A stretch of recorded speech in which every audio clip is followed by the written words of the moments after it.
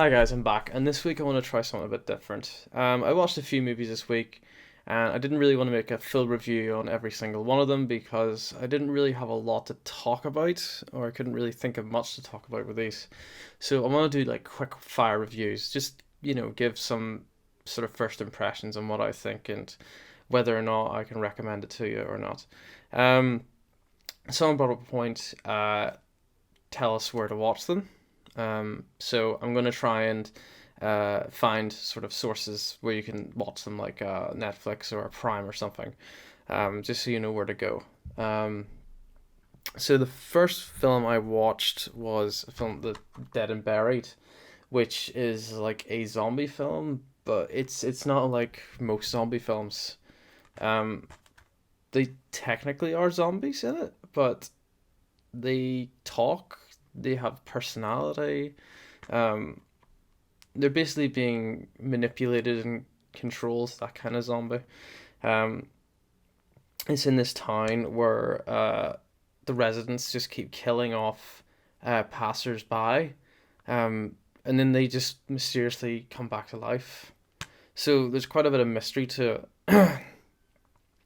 And I kind of spoiled it for myself because when I was watching it, I was like, I don't think this is what I was really confused about what was going on. So I looked at the IMDb um, synopsis, and it basically just spoiled the film. The synopsis itself spoils it, so just don't look at that because it ruins the twist, which I find very strange. So I kind of ruined it for myself while watching it. Because I was assuming there was going to be zombies in it or something, but nothing was happening. So I was quite confused. Um, you can watch this on Prime. I had a wee look there. I don't know if it's. I haven't got the Prime subscription. Um, but what I could see is it doesn't look like you can just watch this for free. I think you have to rent it. I think I'm not sure, but it was only 99p, so it's like really cheap. It says the creators of Alien, the classic 1979 movie, written by Dan O'Bannon.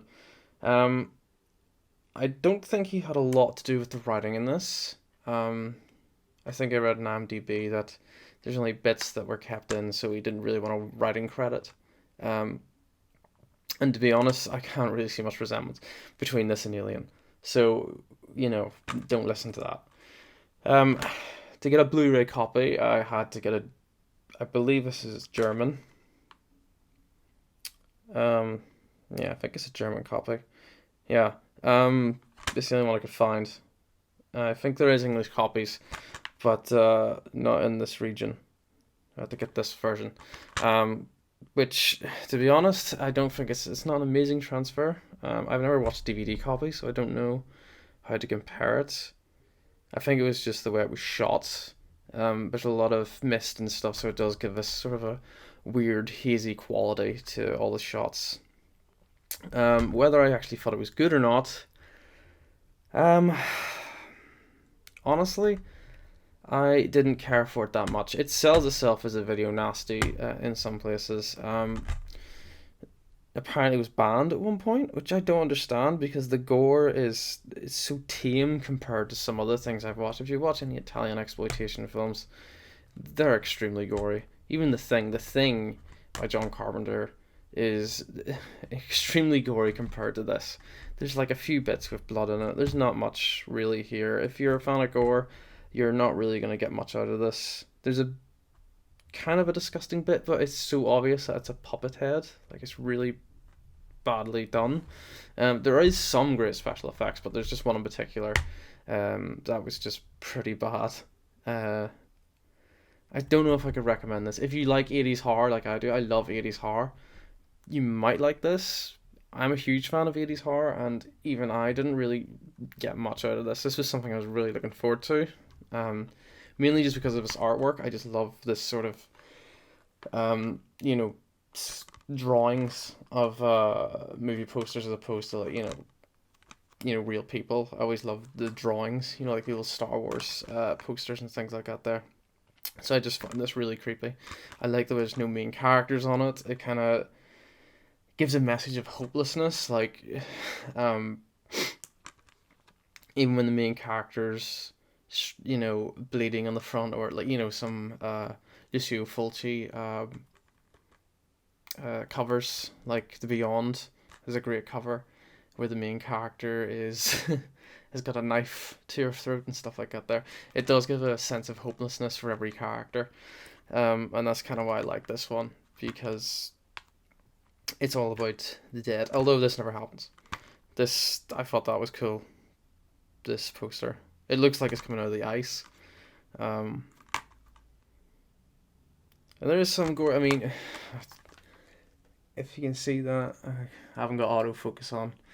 Um, it shows you like those two bits there with blood in it. I think they're like the only bits, to be honest. Um, I don't know if I can recommend this to people, to be honest. It's not great. It did get some good ratings, but I feel like it's dated pretty bad, and the ending's pretty meh. Wasn't a fan. Anyway, I'm gonna move on. This one is definitely on Prime. I seen it on Prime. My friend watched it on Prime. He recommended. He said it's great, and it's creepy. By I can never remember the first name. Where is it? Kiyoshi Kurosawa. Kiyoshi. I think that's how you pronounce it. Kiyoshi Kurosawa. So he made Pulse and Cure, which are some of the best Japanese horror I've ever seen. And he uses a similar style in both those films, and they work really well. They complement the story it's going for. This one, I was hoping, oh, please don't use the same style again. I don't want it 3 times because it would get repetitive. And thankfully it wasn't. This feels a lot more accessible than the other two. The other two, the camera kind of sits in place and kind of tilts around the room, or pans around the room, should I say. And there's not much movement of the camera, which works. It works really well. But for this one, I don't think it would. So it's hard to describe the story without spoiling it. So I'll do the best I can. So there's this detective, retired, he left the force, and he moves to this town where he becomes a professor of criminal psychology, I think it is, and one of his assistants discovers a house where a family went missing 6 years ago, I believe it is, and so just out of pure interest, they kind of investigate it, and there was one girl who wasn't at home at the time, the daughter of the family, and they ask her questions, but she doesn't remember. And in this new house, they have this neighbor who's just weird and bizarre, and nobody ever talks to each other around this area they live in. And things just kind of develop and escalate quite slowly throughout the course of the movie. And it lets you piece together things yourself in your head. It doesn't really explain a lot to you, but it's easy enough to figure out what's going on. It doesn't pander, should I say. It lets you put pieces together yourself, and you usually come up with a conclusion before the main characters do, which I kind of like. You're coming up with these ideas just before they get to it. So this kind of shock kind of hits you just a wee bit early before anything's revealed. So I recommend this one. I think it's pretty good. It's definitely the weaker of his 3 horrors, I think. I did like how it ended, although I feel like some things were just left, unanswered, which isn't too bad, as his other films leave questions unanswered, but in this one I feel like maybe it should have. Now I got the Masters of Cinema collection, so this one is quite expensive, so you're better off just watching it on Prime, get a free trial, watch it there. Masters of Cinema are quite expensive. I got this on sale. And I'm glad I did, because I love Masters of Cinemas. They come with Blu-ray and DVD, wee booklets, some good special features and stuff like that. So that's I recommend just getting it on Prime. I'm pretty sure if you just sign up to Prime, you'll get it. You don't need to rent it or buy it or have a. I don't know how Prime works. I think there's like 2 levels. Like there's a cheaper version and there's a more expensive version. I don't know. I don't know how Prime works. My roommate has it, but I rarely use it. And the last one I watched was probably the one Wes Anderson film, apart from I Love Dogs, I was dying to see, which was Rushmore. This is a film that's been on my list for ages, but because it's a Criterion film, uh, it took me a long time to get it. I was waiting for Criterion to have a sale.